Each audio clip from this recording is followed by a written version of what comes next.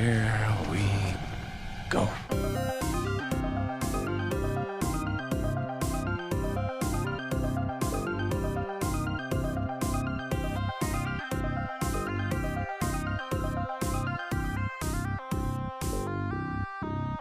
Do you not wash your clothes after buying them before wearing them? So in most cases I do, because Dana's like a stickler about that. Well, good for but, her. But I got this and I actually delivered hers to her, so I was able to take mine before. So I was able to get mine before she It's a could throw it in the brilliant washer. strategy. Yeah, well, minus it smells brand new now. Yeah. Still. Yeah, that's it. No, that's Luke. Do you? Sorry, Tyler, don't sniff your sweatshirt. I just sneezed right before we went live, so I apologize. Oh no, you're good. What's up, fanboys and fangirls? Welcome back to another episode of the What the Fanboy Show. We are live. It is January 24th. How are we almost through January already? I don't know. No idea. I can't wait. Time is flying. Tyler, why don't you go ahead and lead us off with what you did this week? All right. Well, I have some reviews to get through, and there's one that Brett and I share, so I will wait. First thing I did, I'll say big thing, is I played about 3.5 hours of Rainbow Six Extraction. And, I was a little nervous because a lot of the talk online was that this was kind of a mess and it didn't really work, and I got on and it works seamlessly. It's a ton of fun to play. It's a really different and refreshing idea. It's a nice spin on the horde mode type thing. It's an objective based 3-tiered level system that just works. It works so incredibly well. And like Rainbow Six Siege, what's been so good about it is the gunplay.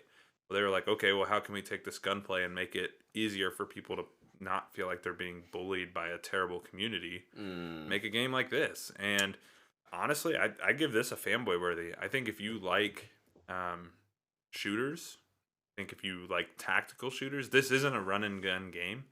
And I think that's what makes it fun, is you really do have to think about the moves you're making, how you and your teammates communicate and interact with each other. It's a lot of fun. I was very pleasantly surprised by how good it was. It's so interesting. I can't wait to play more of it, because one of the coolest, and this is why, one of the coolest mechanics in the game is if your operator you're using dies in the mission, you have to send another operator back in. You have to run that mission again with another operator to go back in and save him. And so it's really cool. Like, you can run out of operators. So if you're just bad at this game, that's terrifying. You can effectively be locked out of it. That would be for me. A period of time. But I would do that. It's really cool, man. I was very surprised by it. It's teams of 3. I played with Lepke, or Game Lord Master, in the chat usually. And we had a blast. I mean, we keep texting like, "Hey, when are we playing more of this? When are we playing more of this?" Like, it's a really good time.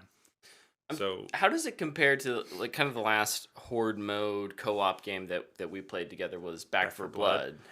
How does it? I know it's pretty linear. Back 4 Blood is pretty linear. I don't know if this is that way. It feels that way. So there's definitely similarities. I think Back 4 Blood is a lot more like run and gun, kind of carnage and chaos. Whereas this, you can do a whole mission without alerting the aliens. Like, you can work your way through stealthily. Yeah. It's a lot more tactical than Back 4 Blood. And it's a lot more bite-sized than Back 4 Blood. Like, Back 4 Blood is a long, like, you sit down and you're playing for a long session. Yeah. This, you can get in and out. You can extract from the mission at any point. And you lose your experience if you die at the end. So, like, if you don't extract successfully, pressure. So think Dark Zone in the Division. Yeesh. Like, every reward and thing you accomplish, you lose it if you don't extract. Yeah. So if you don't get out, you lose all your progress. It's really cool. The penalties aren't super bad, but I mean, there's definitely, you get penalized for not completing it. You definitely feel it. Yeah, and you lose your favorite characters if they get hurt too much, which kind of sucks. Yeah. But no, it's a ton of fun. I give it a fanboy worthy. Definitely worth checking out. If you're into shooters and horde modes and zombie modes and Rainbow Six.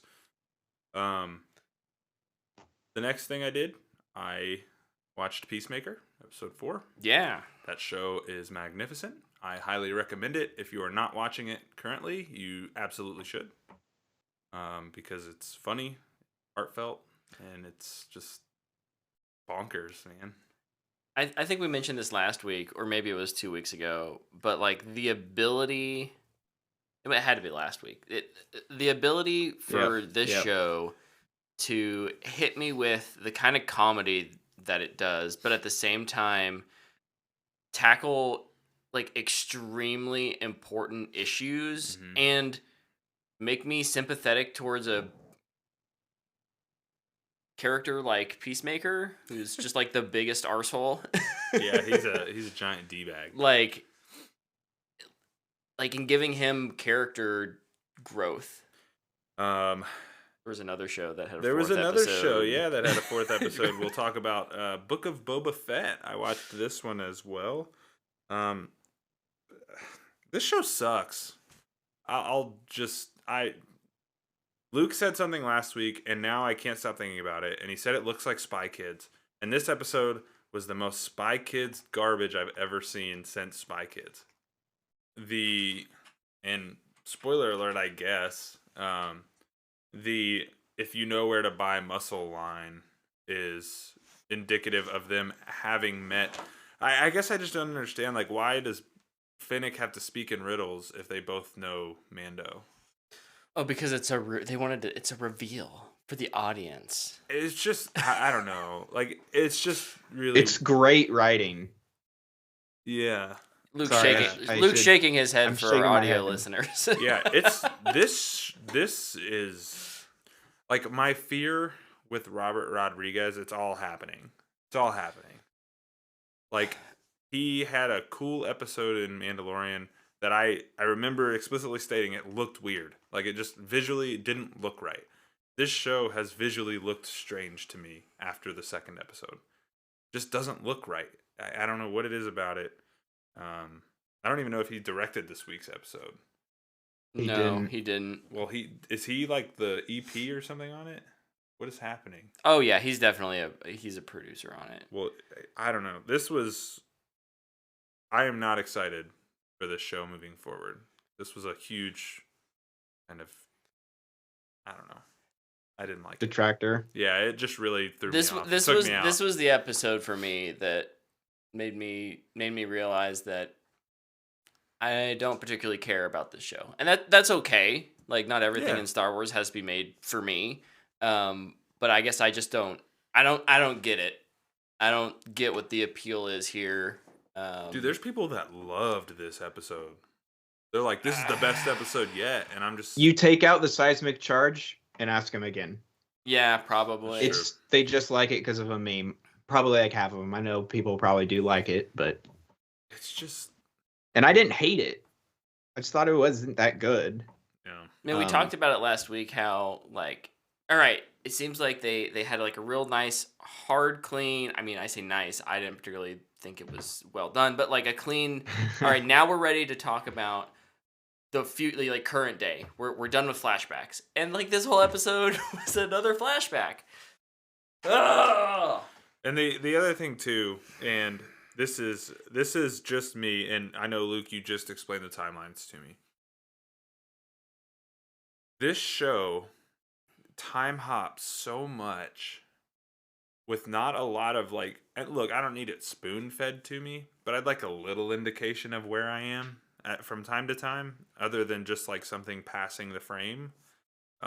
It's starting to remind me of The Witcher with how much we're jumping. Everything's moving around so fast. Like, he gets his ship, right? And then I remember him taking his ship to meet Mando. But then the episode ends. I don't know. The only real obvious that if he's wearing his armor or not. Yeah. Like, that's what I look for, because again, like the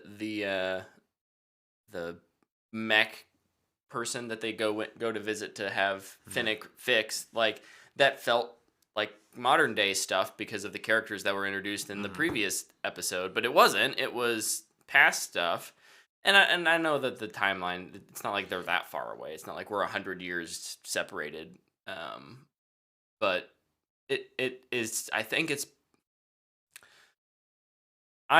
poorly edited.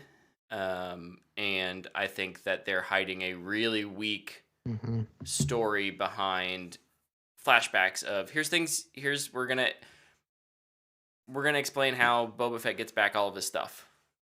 It's the same thing with the Han Solo movie. I was waiting for you to say It's it. Wikipedia, and we gotta make sure he gets his ship back. We gotta make sure he gets his armor back. Yeah.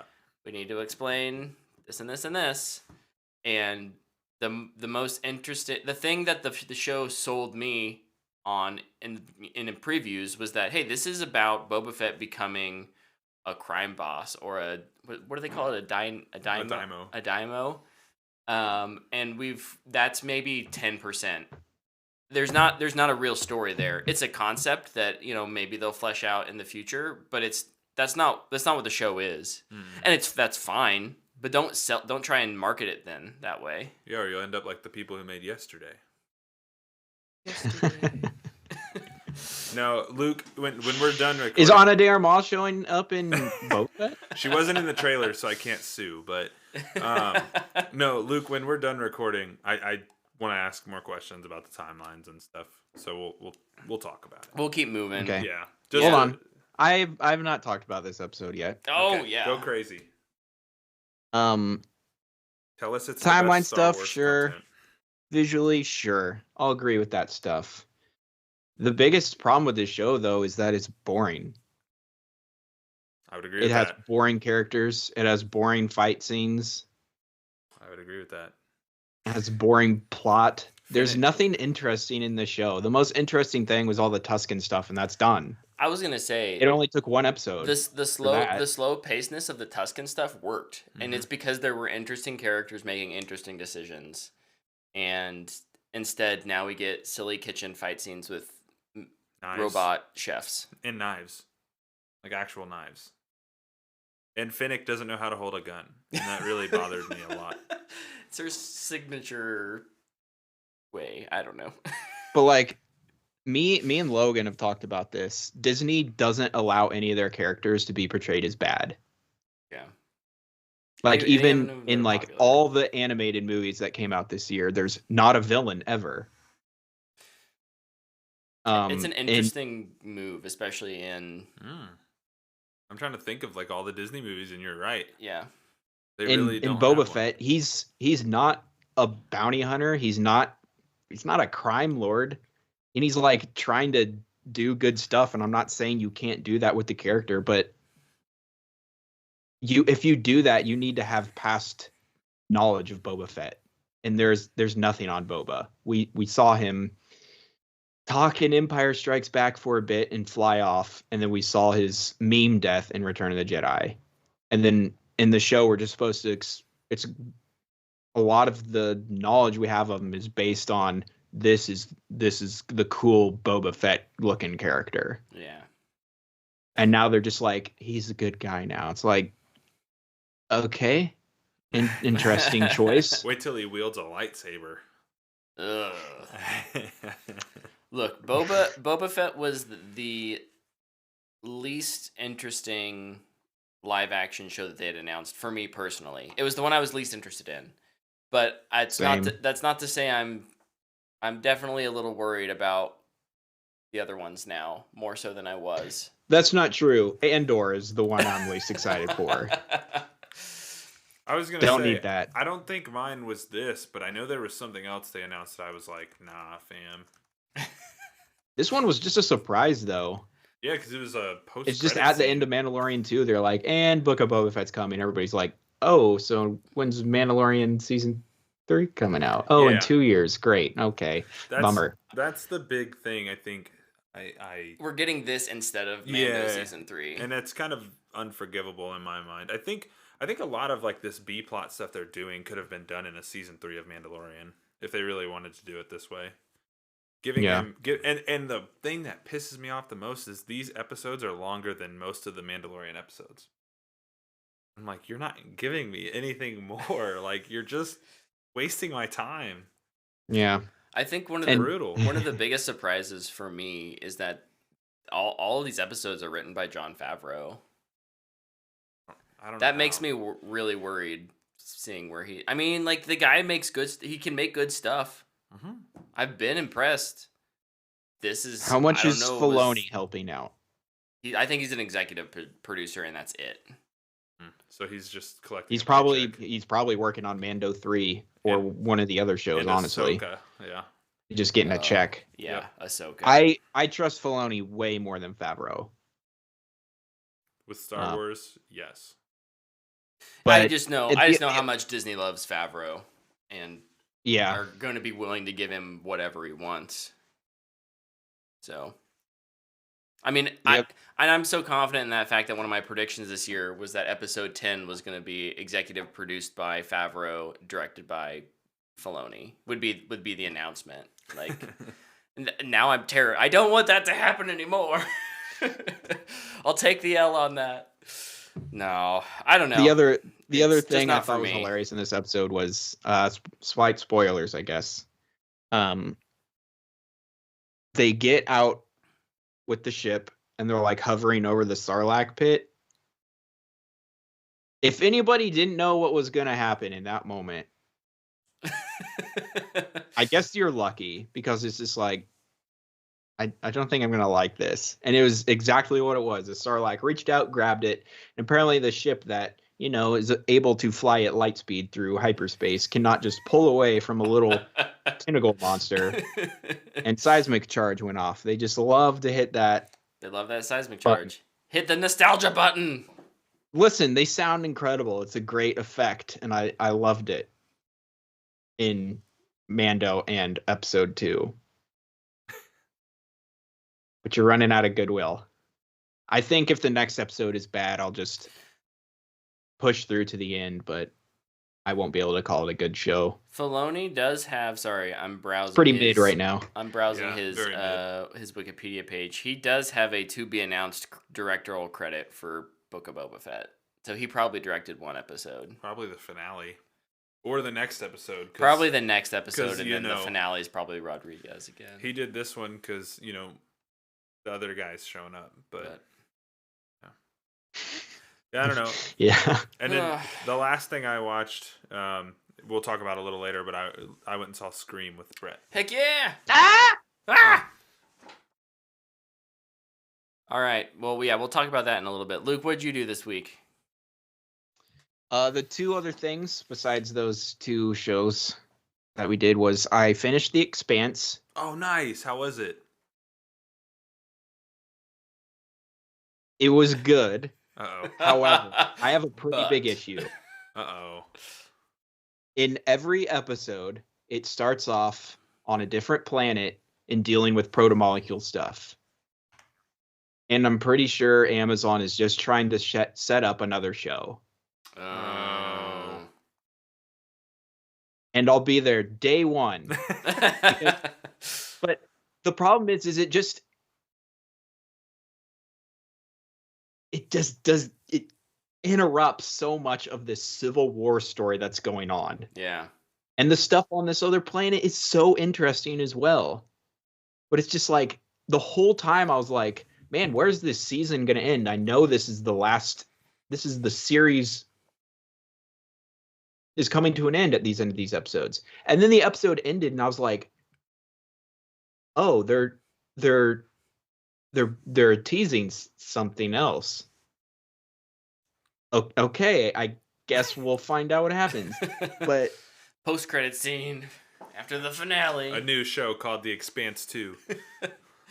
hey, if they just wanted us to do The Expanse Laconia and it takes place on that planet through the rings, then I'm good. But as for the actual plot line and storyline, really good, fantastic stuff. Watch The Expanse on Prime Video. It's one of the best shows. Fantastic sci-fi.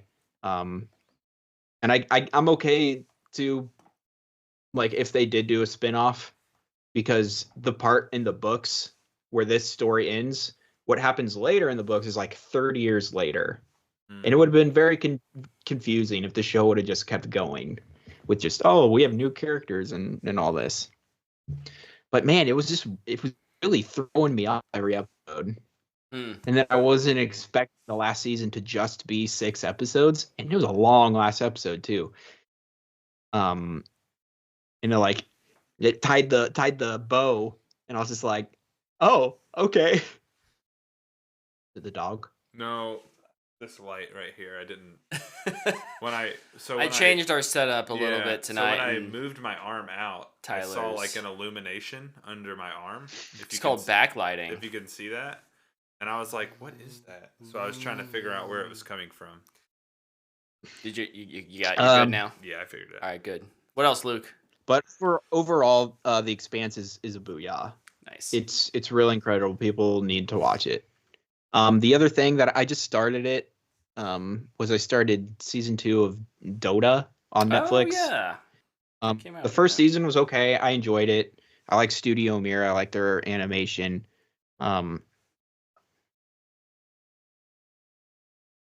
Netflix needs to add a previously on. I started the second season and I was just like, I have no idea what happened. I don't remember. It was a whole year ago, and it's like 6 or 7 episodes. And I watched the first episode, and then before I watched the second episode, I went to YouTube to watch a recap. Is it that hard, Netflix, to just at the beginning of a season just be like previously on? You can skip it if you want to. Yeah. If you're binging. Nobody would complain, and heck, maybe more jobs for other people. At the same time, there's shows like Peacemaker where it's like at the beginning of every episode there's a recap, and I'm like, I don't need it. But Yeah. I guess And that's some people, even if it's weekly, I'm okay with that. yeah. And sometimes I'll even just watch it because a lot of times they'll be like, "This happened. Remember that?" And typically, it's like, it's "Oh, that's foreshadowing. It's like, hey, remember this thing? That was foreshadowing for something that's happening this week. Yeah. But man, that's something Netflix needs to add. 2 episodes in though, and it's been fine so far. I might actually put it on pause and watch The Legend of Vox Machina or Mechanica or whatever on Machinima? Amazon Prime. I don't know. I think it's the Critical Role animated show. Oh, nice. Dude, that's getting great Um, reviews. Yeah. The last thing I did was I watched a ton of football this weekend. It was Dude. freaking awesome. There's a lot of good football this This weekend. was the best weekend of football I've ever seen. That game last night was the best football game. It's up there. It's a top 2 football game I've ever watched. I don't know if it's 1 or 2 yet, but it's harkened me back to the Texas USC national championship game all those years ago. Like, it was just incredible. You hate to see it. We saw it 4 years ago for the Chiefs losing in overtime that way. You hate it for the Bills. But I mean, that's the rule, and that's how it goes. And sometimes it goes your way, and sometimes it doesn't. And I know the Bills are pretty upset about they didn't even get to see Josh Allen hold the ball in overtime. And I'm totally with you. I still think there should be a rule change, even with our win. Yeah. One And possession the each. Chiefs, after that happened to them in 2019, they proposed a rule change, and everybody turned it down, including the Bills, I might add. So Yep, they did. It just hurts a little more when it happens to you. Yep. But man, I texted Tyler last night before overtime. And I just said, I'm dying. Yeah, it was. I don't get stressed out about sports a whole lot, but man, when it's good, it's good. And that was a fun game. That was just a fun weekend. Every game was super entertaining. Yeah. Lots of upsets. That's always fun. Yeah. There's only one. I went 3 for 4. I would have done pretty good in betting. Hey. Get this man to a casino. I picked the Bucks over the Rams. Dude, it's so hard to bet against Tom Brady. It is. It's so hard to bet against that guy. That's so true. All right. Well, I also watched football. Had a I lot did of fun too. doing I that. don't know. I didn't mention it because I watch it every weekend. Yeah. It's kind of the assumption, but Yeah, we just assume because you're the sports guy. yeah. But this is playoff football, baby. And then I actually watched 2 movies from 2021. They were on my backlog. I forgot to mention I watched a movie too. Go ahead. That, but they're ones I was kind of hyped to see that I just didn't get around to seeing, and they both are on HBO Max now. The first one is Nobody. This is the kind of feels like John Wick, but let's put an even grislier, older character with a Bob. family in there, and yeah, and it's a ton of fun. It's R-rated, it's gruesome, it's gory, but at the same time, like it's just fun to watch the fights. They're well choreographed, they're well shot. I wouldn't say there's much to the story beyond that. Like it's pretty simple, but that it knows what it is. And Tyler and I will talk about this in a little bit. But a movie that knows what it is, that's good. Yeah. That's good. That you've won half the battle if you understand what your movie is. Yeah, decent acting. I wouldn't say anything was fantastic. Remarkable. It wasn't nothing that's award winning, but that's okay. It knows what it is. I'm gonna give it a fanboy worthy. Nice. Definitely recommend it if you're into the big action, lots of fights. The Liam Neeson The genre. John Wick formula. Or the Liam Neeson Or genre, yeah. Yeah, honestly, better than any of the Liam Neeson movies that came out. And I think it's on par. It's maybe it probably didn't have as much money, so like step below John Wick in terms of like, yeah, we're not going outside of Seattle or wherever they're at, but yeah. The other movie I watched was Ridley Scott's The Last Duel. Oh, nice. Did you use your phone during it? You know what? I didn't. I failed. I should have watched it on my phone. Like this. No, Like, I just meant, did you use your phone while you were oh, watching it? was I somewhat distracted? I mean, I wasn't home, so I was slightly more distracted. But it is a long movie. That may be like my biggest con is that It's like 2 hours and 50 minutes. it's a little slow paced. It's like 2.5. Oh, that's not bad. It's not terrible, but I think the story is really well written. I think the acting is all really well done. I think a lot of times when we think about acting, we think about an actor putting on a performance. The actors and actresses in this, if you're not familiar, like it's kind of he said, she said, he said scenario. So like you see the same event from like 3 different angles. So like the first half is essentially you're seeing the story unfold from Matt Damon's perspective, and then the the next fourth of a movie, a little less maybe, is from Adam Driver's perspective, and then the last one is from the girl's perspective. Shoot, what's her name? Jodie Comer. Jodie Comer's perspective, and then there's the finale, and all of the so it's not just acting a character, it's acting 3 different people's perceptions of a character, and the like minute little differences that they portray are so well done. I can understand why this movie didn't do well, and I can understand why some people might not like it, but I honestly think it's a really technically well done movie. Ridley Scott knows how to direct action. There's some great battle scenes in this. It's easy to follow. He does scale better than almost anyone too, in terms of like, let's throw a bunch of people on screen and make it easily understandable. It's like there's crowds in this that you just don't see in other movies. Like watching Netflix's The King, you're like, oh, like yeah, there's like they hired like 20 or 30 extras here. And then this is like, there's like 400 people here in the scene. And like, there doesn't need to be. And I don't know how many of them are digital, but it makes the world feel more alive because of it. Yeah. I like The King, by the way. It is. No, that's a great movie. It's a good movie. It's a fantastic movie. Don't get me wrong. But yeah, no, good acting. I think it's an interesting, a good story. I don't want to spoil anything, but fun fights, big battles, and small intimate. There's a duel between between 2 people, and it's really well done. I think Ridley Scott makes period pieces. Is that a euphemism? Really, really well. It's a duel and it's intimate, huh? And it's an intimate duel. Is it a sword fight? They may use swords. A euphemism?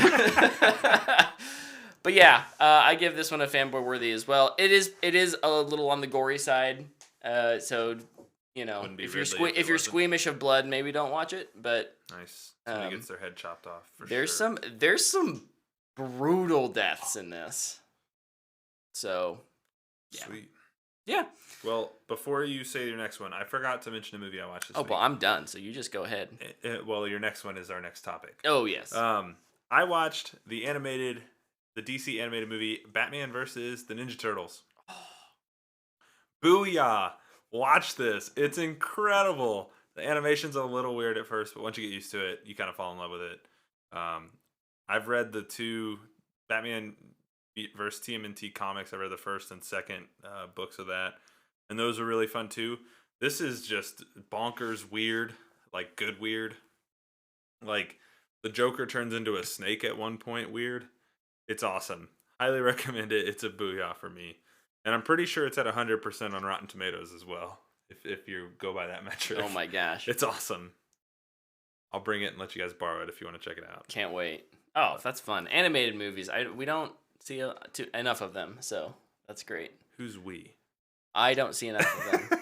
And I have a kid. Luke and I watch a good bit of those. Oh, also, while Luke's distracted. Yeah, we do. While Luke's distracted, I watched season 1 of Bluey. Oh, yeah. Yo, Bluey is lit. Bluey's dope. Bluey is good, man. I watched all 51 episodes of that nonsense. Bluey is just It's as much awesome. for parents as it is for kids. It's like so good. a fun kids show, and it's like, I want to be like Bandit. Yeah, we're like halfway through season 2 right now, but like there's definitely a line where it's like, have you seen the trailer for season 4? Like, no. Like, I guess somehow he's in Russia now. And I was like, what? Are they really bringing up Stranger Things on this? It's awesome. Highly recommend Bluey. That's a great show. Yep. Great Disney Plus show. Okay. So, Tyler and I went and saw Scream. We did go see Scream. Neither him or I were like, this was not on our top of our we must go see a movie in 2022 No. list, but it was getting some good reviews, and we thought, Saturday afternoon, why not? Yeah.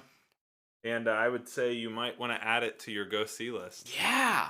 This is good, man. Super good. It's like so good. So surprised. I have not seen a Scream since the original. Mm-hmm. Now Tyler is a little bit more of a Scream. Yeah, I've seen them all.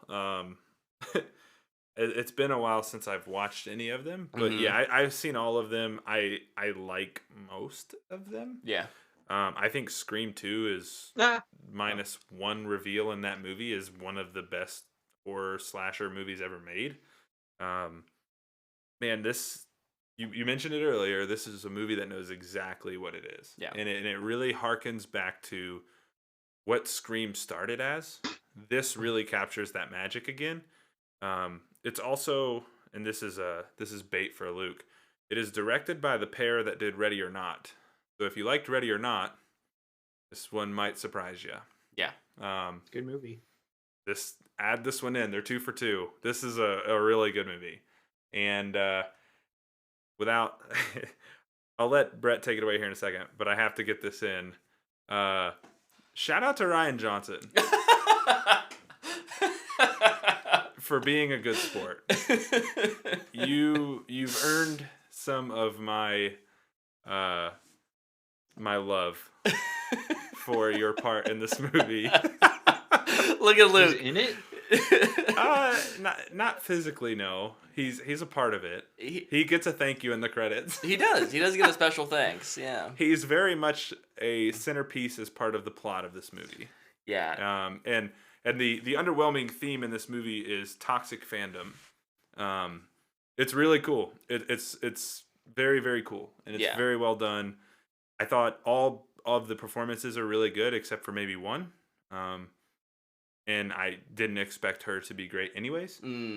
So she was fine. That's Melissa Barrera. She's the star of the movie. She's like the lead, but yeah, she's easily the worst actress in the movie, which is okay. I mean, she's still not bad, but everybody else is just so. I mean, good most of around her character is like standing there trying to figure out what's going on. Yeah. So she's not really given a whole lot as far as like nuance goes. Yeah. Early on, she is, and I think she does a really good job. Well, yeah. But as the movie unfolds, you're like, oh, okay, well, she's fine. Yeah. No, and these kind of movies, and this movie, Scream is super meta about Scream. Yes. Stab. Yeah, stab. But also about horror movies in general. Mm-hmm.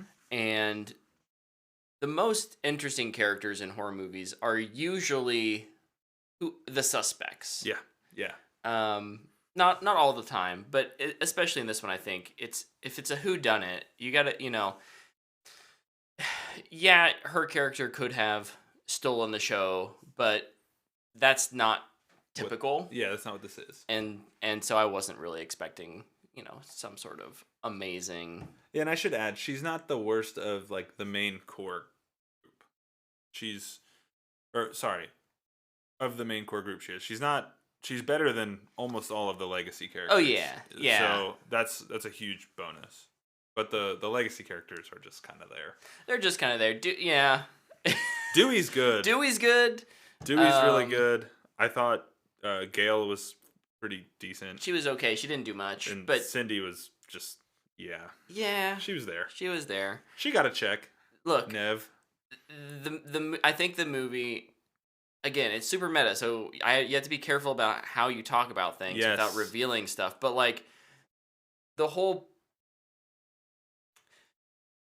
it takes bringing back legacy characters very seriously. Yes. And how they're treated it's very intentional. Mm-hmm.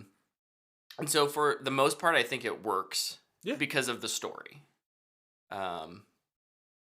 And I had a blast with it. Man, it was one of those things where I didn't expect it to be as. I guess I just forgot how funny Scream was. Yeah. And maybe they got funnier over time, but the movie had jokes that hit. It had gruesome deaths. Dude, this is the goriest Scream. Awesome kills. Yeah. Heroic fights and deaths that made you like, oh no. Yeah, there's characters you're rooting for throughout. There's So- also characters you think early on and you're like, man, I'm gonna hate this character. And by the end of the Yeah. movie, you're like, oh my gosh, I love this character. That character, without going into any kind of spoilers, actually in the original script was going to get killed off, But they liked him. and they liked him, so they kept him around longer That's awesome. because of how much they liked him during filming. Early on I was Or like, her. Or her, yes. Early on I was like, I kind of hate this person. I do not think I'm gonna like this person very much. And then like halfway through the movie, I'm like, you know what? I kind of like this person Yeah. a lot. I'm kind of rooting for him. They do a good job too with like, again, like who could be the murderer, Yeah. and who isn't, and like they up until the last 2 minutes of the movie they have you guessing. Yeah, So yeah, like they do a really good job of keeping that under wraps. There's a lot of really small details and like throwaway lines that are had that give you enough to be like, maybe. I kind of want to rewatch it. I kind of want I to go do back too. and I do like too. see if I can pick up on things. Yeah, because like early on, there's a character who has something on their costuming, Mhm. and I was like, yes, definitely that person. And then that person got killed, and I was like, crap, it's not that person. Yeah, this is good. This is great. I really enjoyed it. I would definitely watch it again. It's one I would probably purchase to watch again. But you did mention like they keep you guessing all the way to the end. They give you reason to believe it could be any character in the whole movie. It's just a really, really well made slasher film. Yeah. It's nice to have it back. Yep. And Because the Halloween reboots they don't hit like this does, I'd say. yeah. And like you said, it knows what it is. Yes. In the fact that it kind of does follow that reboot sequel formula. A requel? A requel. Or a rebootquel? But like Lines from the movie. those are lines from the movie. Like they're talking about that kind of stuff. They understand, and so it works, in kind of in the meta of the film. But yeah, I'll give it a fanboy worthy. I really, really enjoyed it. I'm not huge on slashers, and this one was a lot of fun. So I would also go to fanboy worthy. I think if you like Scream, this is a very, very, very well done, like harkening back to what made Scream great. And great performances. What makes these movies great, and this one is, I think, one of the better at this, when the reveal happens, it's all about the performance after the reveal. and the performance after the reveals, specifically from one of the characters, is really, really, really good. I won't spoil who, obviously, but very good. Can't wait to see if they make another one. Surely they'll make another one. Surely, right? I hope so. Especially if they're going to come back and direct. But, yeah, nope, Scream. Fanboy worthy for me. Marvel or DC is gonna grab him. Hopefully. I bet you- Yeah, man. One of those two guys, it's possible. I don't know. Yeah, who knows? Or maybe they'll do it John Wick style, and one of them will go to direct Deadpool, and the other one will keep they'd making have to sequels. find. That's the thing. I think they'd have to find the right property. Yeah.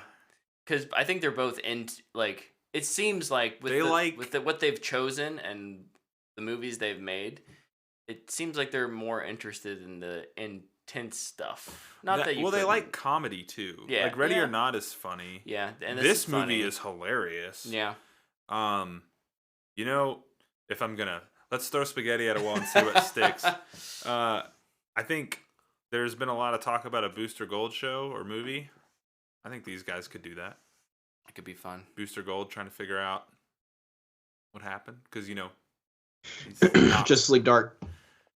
We give a different director Because they can Justice still League Dark do every single week. week. Every week we give a different director Justice League Dark. I'd be okay one of with the that. times they we'll should get just, right. freaking make it already. Hey, who? They could direct Zatanna. If Emma Fennell's gonna do it, so she's writing it for sure, but what if she doesn't direct? They could do it. she's gonna direct. Who knows? She could not. They're gonna do it, and they're gonna get Samara Weaving to join. Oh my gosh. Could be amazing. All right, let's move over into our trailer reactions. There were a ton of trailers that came out this week. Should we start with like the bigger ones and move into the smaller ones? The big one, I think, the one that dropped like when we were recording last week was Moon Knight. Oh yeah, I forgot that was this week. This is Disney Plus's new series coming out March 30th. Oscar Isaac. Yeah, 2 thumbs up for me. This is definitely the most interesting Disney Plus trailer that I've seen. It seems to be leaning into a little bit darker. Obviously, it's gonna have that MCU. I was gonna say, how many times have we comedy. thought something was leaning darker I know. and it comes out? Look, and I'm we're gonna like, keep hoping. I'm gonna Yeah. keep hoping. Anytime it. They got to do it eventually, right? Right? You think? If I say I'm interested in it enough, they'll listen. Right? maybe Maybe. if there's enough of you on the internet. Fair enough. I didn't realize that Ethan Hawke was in this. Oh, you didn't? No. Yeah, I don't know he's- why. I just all of a sudden he popped up. I was like, oh, He's the baddie. I like it. He's the baddie. It's gonna Yeah. be awesome. Yep. I like Ethan Hawke a lot. I'm excited. Yeah, he's really good. Thumbs up. This trailer was dope. It was really good. This the shot of the like creepy old lady during the elevator bit got me very excited. Yeah. Yes. Disney will probably be like, too scary, take it out. He needs to be a hero. Lean into it. It's fine. There are no bad Can't guys. have him looking bad. No villains. We got a big Lord of the Rings reveal. We yes. got the Amazon Lord of the Rings show title treatment, and first off, before we say what it is, how gorgeous was that? Like, I guess that was all done practically too. Luke 100% practical. Luke blew awesome. my mind when he sent that. He's like, "Yeah, this was practical." Apparently, I was like, "What?" It's like that is not possible.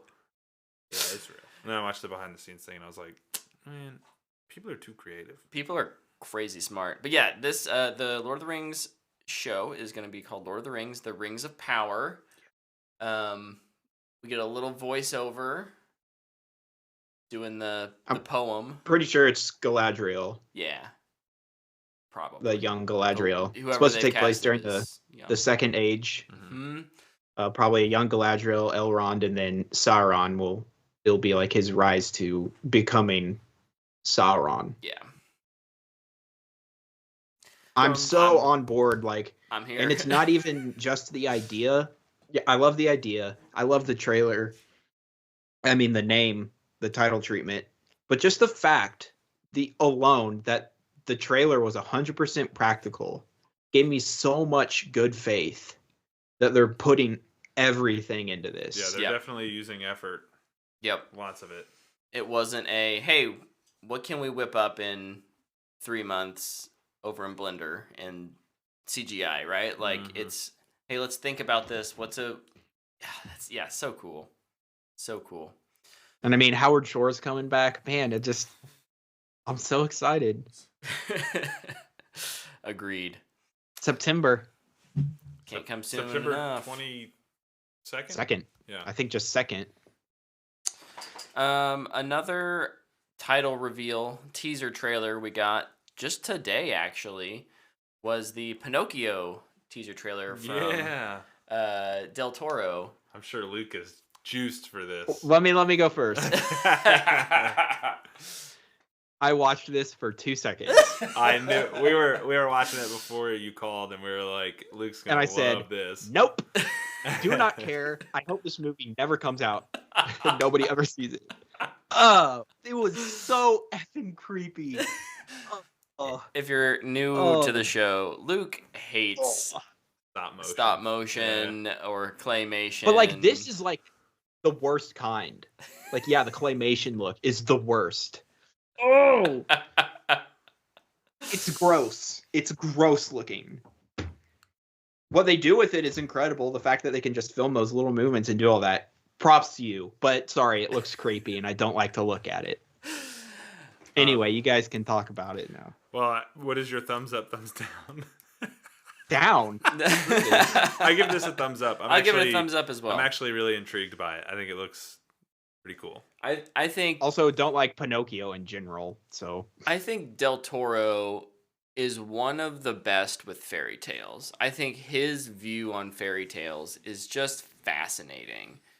It's always so much deeper than what we hear and experience as children with Disney. And Disney's gotten a little better, but for the most part, they are still pretty surface level. We're making this for kids. Mm-hmm. He has just never been that interested in making a kid's story. No. So like, yeah, I'm just really curious where he's diving into this from like a psychological perspective, because Shape of Water was a kid's movie. Yeah. Well, I just recently watched Nightmare Alley, and I think that's phenomenal. Obviously very different than Pinocchio, but like, his storytelling ability is off the charts, so I'm hyped. Thumbs up for me. What's next? Oh, there's so many. Let's rapid run these. All of Us Are Dead. This is a Netflix show coming out at the end of this week. South Korean zombie apocalypse. Students must escape their high school and survive the zombie outbreak. Thumbs up. Yeah, I don't know that I'll watch it right away. But this looks like incredibly well made. Thumbs up for me too. Yeah, it's not high on my watch list simply because I've got Raised by Wolves coming out like 3 days later, so priorities. But yeah, it looks really good. Our Flag Means Death. This is a HBO Max series. Hilarious. Produced this looks hilarious. By Taika Waititi. Yeah, and starring Bryce Darby. Mm-hmm. About a gentleman pirate. I'm so on board. A pampered aristocrat who abandons his life of privilege for to become a gentleman pirate. I love it. Murderville. Oh, thumbs up. Luke, I don't know if I didn't send this to you. I didn't watch the trailer because I already knew what the show was about. So I'm just gonna give it a thumbs up. Yeah, so this is what Will Arnett is a detective named Terry Seattle who partners each episode he partners up with a different celebrity who very loosely knows like what's going on but does not have a script. Yeah. And so it's just improv and ad lib their way through kind of a loosely written episode. Like they kind of know where it's going, but like the point is, can the celebrity Get through the figure out who the murderer is? Yeah. Solve this murder. This looks hilarious. one of the celebrities is Marshawn Lynch. And the one that made me laugh the most, I think, in the trailer was the Conan one. Oh my gosh. I love when actors break character. Like, I think that makes, like, for, like, SNL. Yeah. Like, it makes SNL funnier when characters can't keep a straight face. This looks like it's just loaded with that, and I just cannot wait. That comes out here pretty quick. February 3. Yeah. I loved the idea, and I just figured I'll save a lot of the jokes for when I can see them the first time. Yeah. Because this is such a good new idea. Yes. It's like I don't want half the jokes ruined from the trailer. So I was just like, let's just ignore the trailer for once. I think Marshawn. What's it on? Netflix. I think Marshawn might run Samuel L. for the MFers. Oh gosh. Number. Yeah, his episode is gonna be full of swearing. Yeah. It's pretty for awesome. sure. Then we had a couple Apple TV Plus trailers drop. Suspicion. This is the story of 4 ordinary Brits are accused of kidnapping the son of a... I just copied this because I didn't know how to explain it. Prominent U.S. media mogul. They essentially have to prove themselves innocent. I think this looks really good. Apple has, if nothing else, proven that they're aiming for like a quality bar that's above and beyond anything else. I think they're the new HBO of content. Content. But yeah, I thought this looked pretty good. I'll give it a sideways thumb. It's not one that I'll,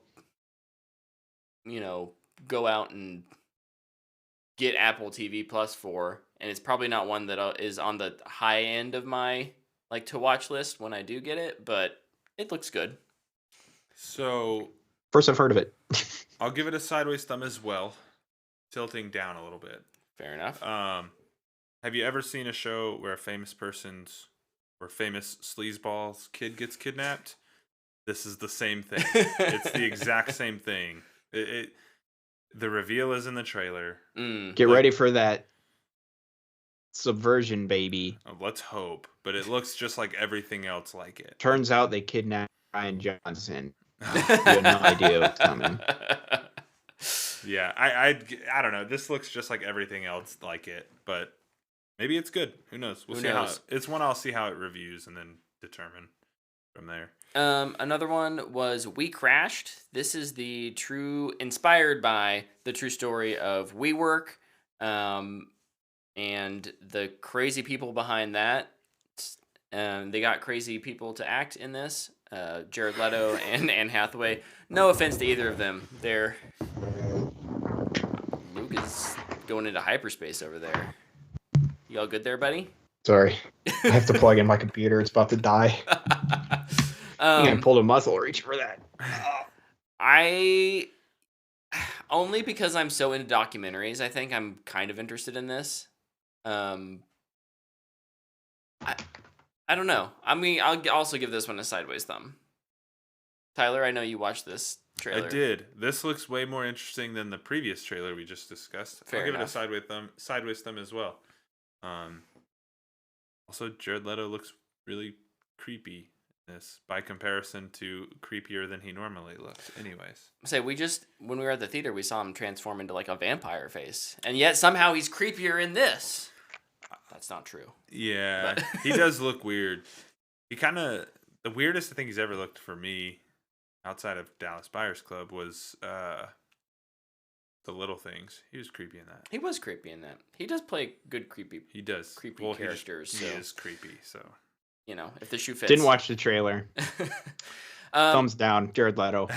The last trailer on my list is Severance, another Apple TV Plus series. This is starring Adam Scott from Parks and Recreation, where most people probably know him from. But he leads a team of office workers whose memories are surgically removed like every day. So when he's at work, he does not have personal memories. When he's at home, he doesn't have work memories.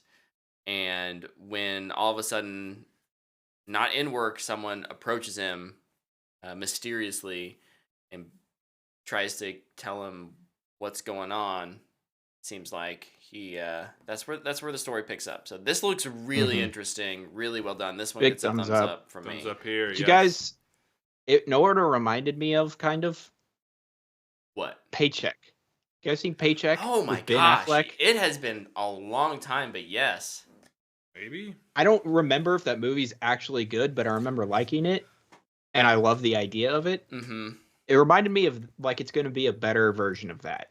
Yeah, probably. Yeah, if you have 10 episodes or heck 7 episodes to really flesh that out.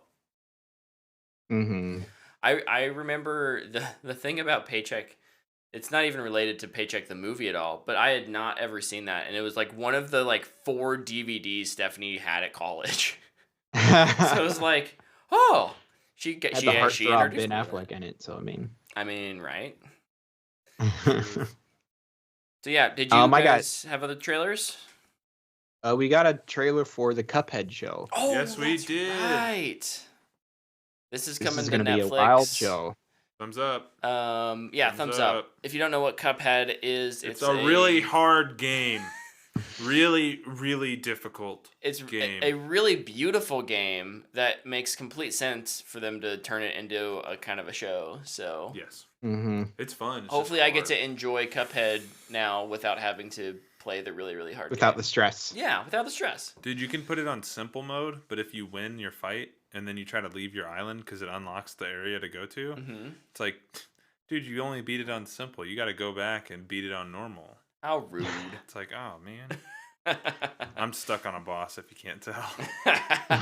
Tell me how you really The, feel. the last thing that I have was there's a clip from the Batman. I didn't watch this. I didn't watch it either, but if you want to watch it, you can. I don't think I saw it. Yeah, it's so- like a 2-minute clip. Oh, dang. No, I didn't see that. Yeah, I didn't watch it. However, 2 minutes of 2 hours and 55 minutes is probably not that big. What I did listen to though from the Batman was the theme, the like Yes. 6.5 minute theme song, and oh my gosh, It's Let's great. go. injected into my veins. Okay. Let's go. I loved it. Yeah, it's great. Theme is awesome. Yep. Oh wow. Okay. Yeah, That was a lot of trailers. Now, Now let's talk news. There's actually not a lot of news, I don't think, this week, other than Just the big like one of the biggest stories. other than the ever. big one. that's Whoa. this big one is the biggest story I think we've ever discussed. Absolutely. Absolutely. But Definitely money wise. we were talking about the Batman, and it's actually not money wise. It's third. What was bigger? Fox and Fox, Disney, and then Warner. yes, when AT&T To bought AT&T? Warner, yeah, those two were the only bigger media transactions ever. The Batman, Biggest video game one. yes, the Batman runtime, 2 hours and 55 minutes. That's crazy. I love this, Hopefully, I'll love it. Longer movie does not mean it's a better movie. but more Batman is okay with me. I mean, I'm not going to complain. I'm just throwing that out there. More is not always better. It's just, for all those WB haters who are like, oh, they cut too much of the movie. Like, It's true. well, they're willing to make a 3-hour movie if your movie's good. Good. I see what you did there. I guess it has so little impact because No Way Home was 240-ish probably, and it was amazing. Yeah. Then you have Eternals, which was 240-ish, and I thought it was bad. That movie sucks. And then you have Snyder Cut, which is 4 hours, which was fine in my opinion. I just thought it was okay. It's got moments. I definitely don't think I would have thought the Snyder Cut was as good had that been what released, though. Oh, yeah, I don't. Like, had It's- it's better because it's better than the original, Yeah. not because it's 4 hours. I would have sat through that and I would have been like, I have still to sat go through it. to It was the like bathroom. I could have cut out an hour of that. I'm not a professional editor, and I could have cut out an hour of that. Come on. Mm-hmm. But it's just runtime littles so much. What matters more is pacing, editing, Yeah. directing, lighting. But it is exciting. I will agree with Tyler. It is exciting that Yeah. executives have essentially signed off on the fact that like no, like we believe in this product enough that It can we'll be give 3 it hours a long. near 3-hour runtime. Mm-hmm. Yep. So that's really cool. I'm not gonna drink anything all day. I'm gonna go with that thing dehydrated. Dude, I did that for Endgame. Like, I didn't drink anything all day long. It was miserable. I'm just gonna bring a bottle. I'm just gonna. I saw it in a different country, and there was an intermission. So We do need more intermissions in America. Yeah. I'm here for intermissions. What's Okay, next? so that movie's coming up, but 2 movies that aren't coming up, they got delayed, are the Mission Impossible movies. They did. 7 and 8 both got delayed. I'm a sad potato. 7 got delayed from September of this year to July of 2023, and 8 got delayed from July of 2023 to June of 2024. This just means I have more time to convince my wife to watch these movies. So She I'll hasn't take it. watched them? No, she refuses to watch those movies for Why? some reason. I don't know. Just make her watch like the last 3 or 4. She doesn't need to. I mean, 1's just- great. You don't need to watch 2. 3's fine. Although, I don't remember his name. The dude from 1 is coming back. His like boss, Yeah. Kirkich. Yeah, Kirkich. that's right. Also, she's got to see Tom Cruise's hair on the motorcycle. No in one needs Mission to see Impossible that. 2. No one needs to see that. That's Look, if I had to go through that torture, she has to go through that torture. Dude, his hair is freaking fire in that movie. I don't. Anyways, yes, Tom those are Cruise. delayed. Look Tom at those Cruise can have locks. long What's hair, this but dude's apparently name? I can't. Wow. So Hey, but at heartbreaking. least No, I can't. At least your teeth are centered on your face. Kittredge. Good point. Kittredge. This is a good point. What else? What else we got news wise? Well, speaking of movies that are delayed, this one's not delayed yet. Black Panther 2 resumed filming last week. It has paused filming this week because of a COVID outbreak. I'm starting to think this movie is just never going to happen. Oh, it'll happen. I know. Just not for a while. It's just going to be a 2023 movie. It's ruining my 2022 prediction. Good. Screw your prediction. Ah. I didn't stop you from predicting it, even though I definitely could have. Oh well, yeah. I'll still beat you all, even with missing that one. That's a bummer. Hopefully, I mean it's one of those that I'm not terribly surprised right now. A lot of Hollywood's going back into those more strict protocols, Yeah. anyways, because of Omicron and just how easily transmissible it is. So Yeah.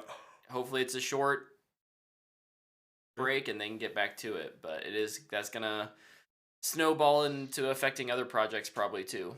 Most actors, they have 3 or 4 weeks scheduled here, and then they're going over here. And so if one thing gets bumped, then all of a sudden they have to. Well, they pay their personal assistants pretty good because they have to make all that work.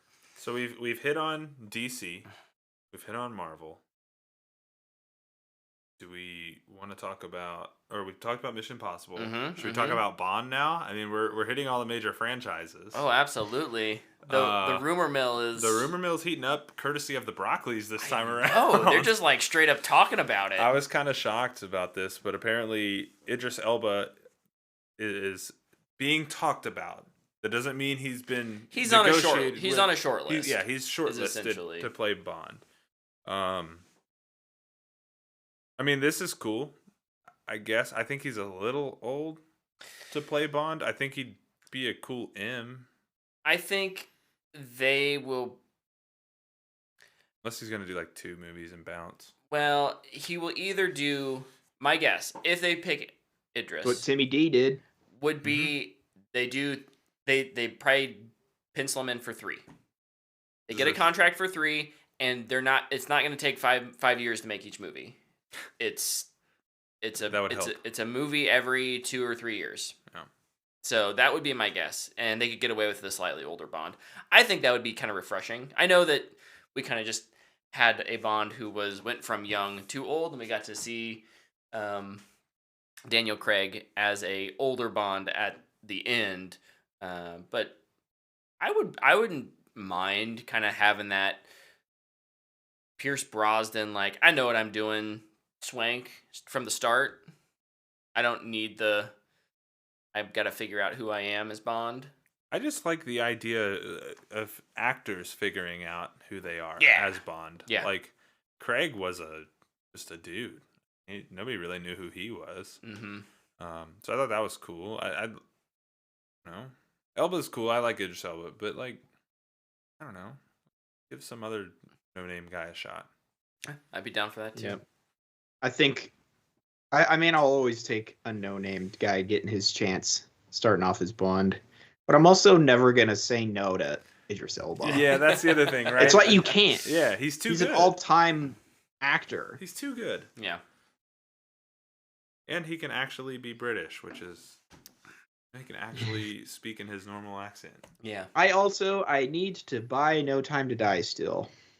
I'm waiting for a set. Me too. I was just about to say I that. have Well, a I already couple have of a them, 24 pack and I only need one to complete it now, so... Yeah, that's like one of those packs. It's like, well, can't really wait for Bond to end because it's never gonna end. Never. So you might as well buy it now. Yep. Mm-hmm. Yep. Okay. More movie or TV news, Tyler? I have one more TV news story. Hit me with it. Mary Elizabeth Winstead Yes. is joining the cast of Ahsoka in Yeah. an undisclosed role. I don't know enough about Ahsoka and her story to guess at who she might be, but I assume you guys probably have predictions. Well, look, if Filoni's writing and producing and directing it, it's probably some young Force user who doesn't know how to use the Force and has to be trained up because that's what he likes to do. No, I'm kidding. I don't know. My guess is they just got to give some, flesh out some secondary characters for her, and hopefully it's a new character, not a returning character. I would think I would prefer that, but I also didn't realize she's married to Ian McGregor. I was just gonna say that, yeah. Yeah. So, some It's some dope. backdoor deals there or something. I don't know. Luke, what do you think about this? I don't know who she's gonna be cast. I know a lot of predictions. Some people have said, "Oh shoot, what's her name?" It's the Jedi that Luminara's Padawan, Barris. Oh, Barris. Barris, Barris would who be turns interesting. bad Yeah. in Clone Wars. Yeah. Some people said her. I don't think it's her. Yeah. I've also heard. Yeah, I wouldn't put it past Lucas. I cannot remember any of these people's names. Sorry, gotta Google. Get the Goog going. I've also heard Ventress. Some people think Ventress. Who has a little bit of a turn at the end of Clone Wars. That could be interesting. Again, I'm I'm not necessarily here to see more Clone Wars characters in live action, though. So I honestly don't think it's either one of those. I think it's going to be a new character. yeah, I hope so. But yeah, that's really exciting. She's Yeah. a great actress, so She is I'm good. excited. She is good. I have another story. Yes. Hit it. Bong Joon-ho Yes. is teaming up with Robert Pattinson to make a sci-fi for WB, and it is described as The Martian meets Dark Matter. Yes. When they say dark matter, what are they talking about? They're talking about the book, the one that you've read? That's what I don't know. If they're talking about the book, buckle up. If they're talking about, I think there's a movie called Dark Matter that I think probably. is if I'm not mistaken, a Korean film. We gotta research. We'll this. all look it up at the exact same time. There's a 2007 American drama film. It's the first feature film by opera director. There's a sci-fi I don't Joe. know. I can't pronounce that. 39 episodes. Holy crap. Yeah, I don't know. If it's based on the book, that's gonna get bonkers.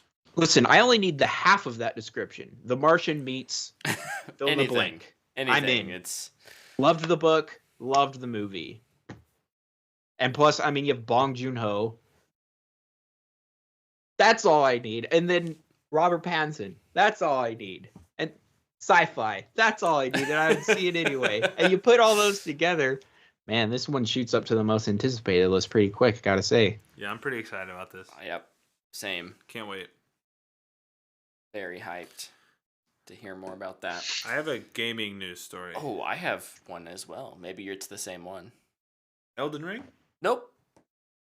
Tell me more about Elden Ring. Elden Ring's gone gold. Did it get guys. delayed again? No, it went Okay. gold. That Ah, means good for- nothing. It's That means nothing. Prepare Don't give me for a that crap 300 story. gig day one I patch. don't care when a game goes gold anymore. That's the most Bolshevik news story. Any company ever says, "Oh, we've gone gold. Our game's ready." Oh, is it ready because you still have like 4 DLCs to make?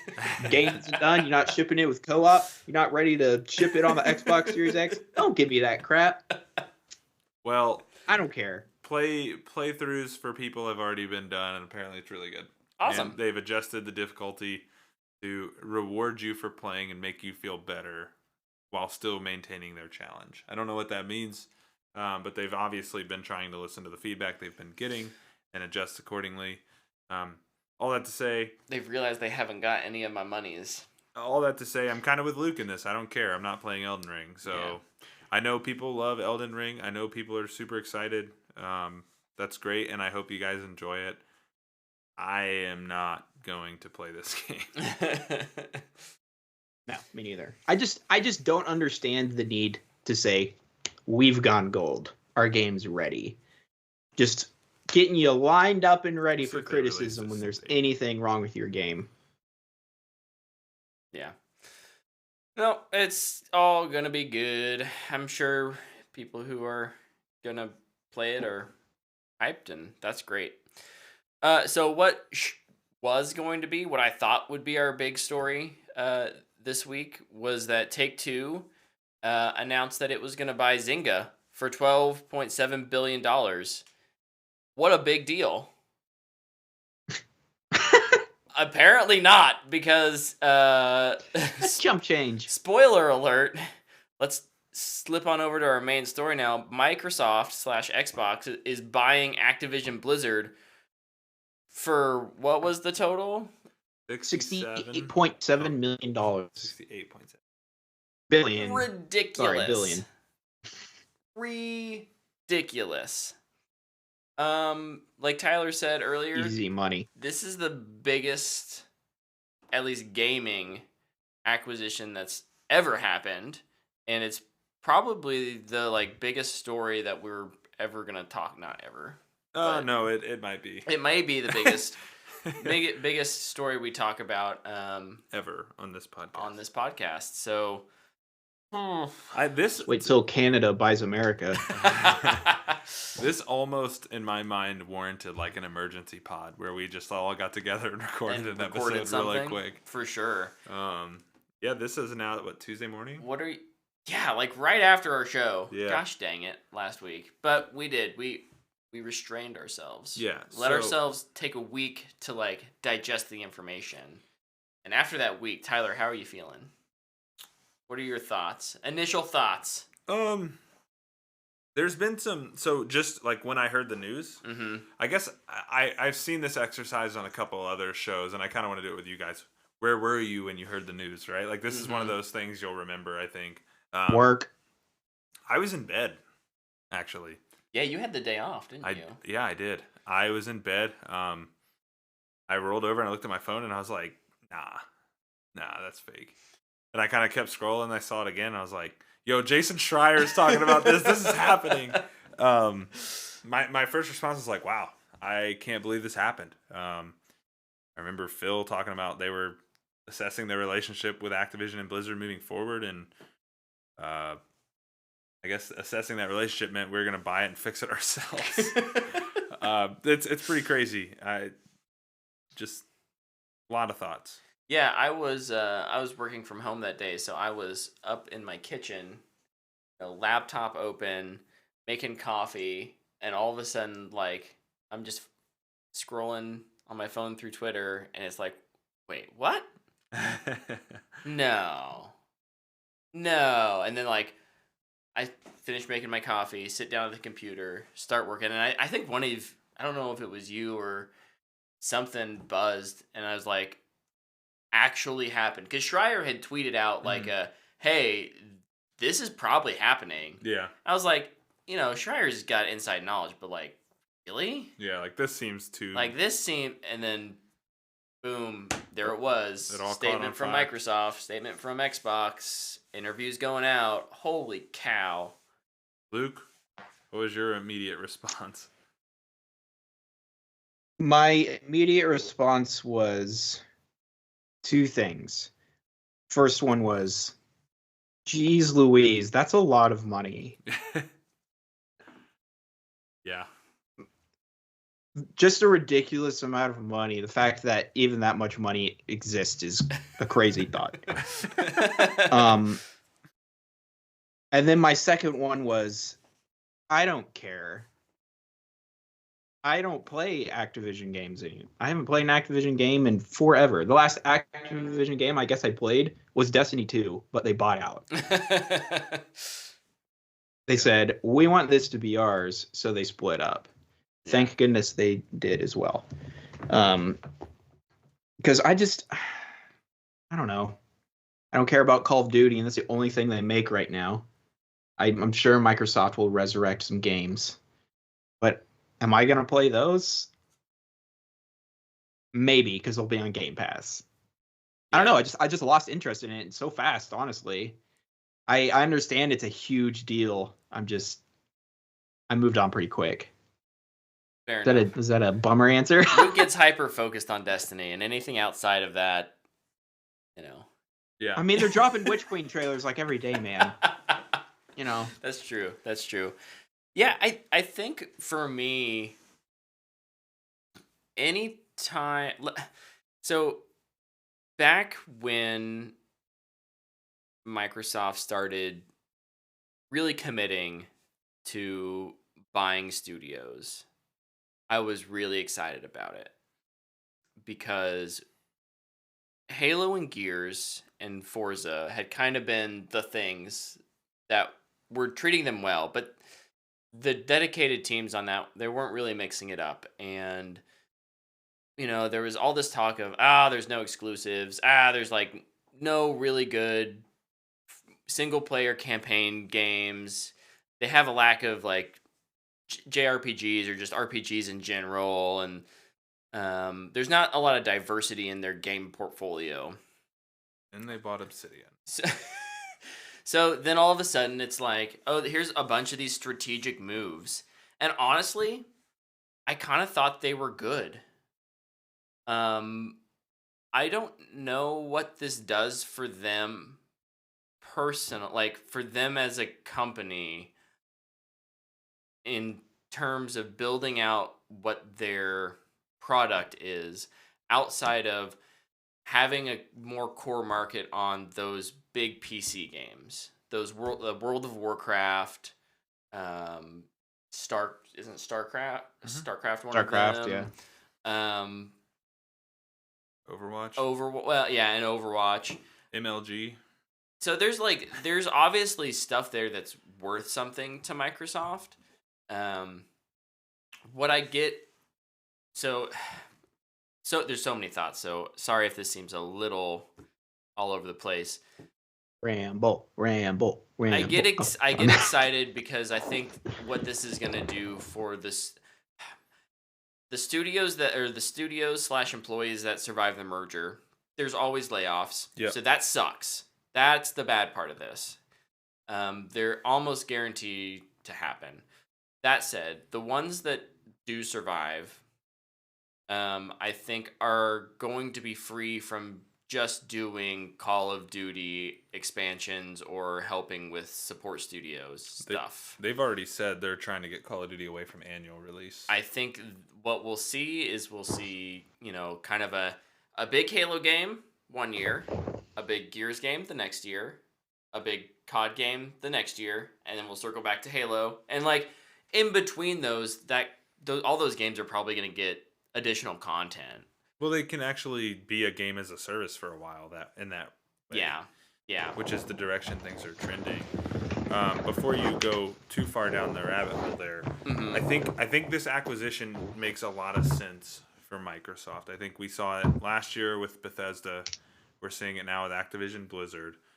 Microsoft came out and said, I think it was a year and a half ago. Phil said this. It was from the big man himself. Said we don't view Sony and Nintendo as our direct competitors anymore. We view Google, and Amazon, and Facebook. They are in the subscription service market now. They are no longer in the hardware and games market. How can we beef up Game Pass? We buy Bethesda or ZeniMax. How do we beef it up more? We buy Activision Blizzard. Okay, who's trying to make a subscription service? Sony is? Cool. Well, now their best-selling games are all ours. We own them. Yeah. They're ours now. So guess who has to pay us to put games on their service, right?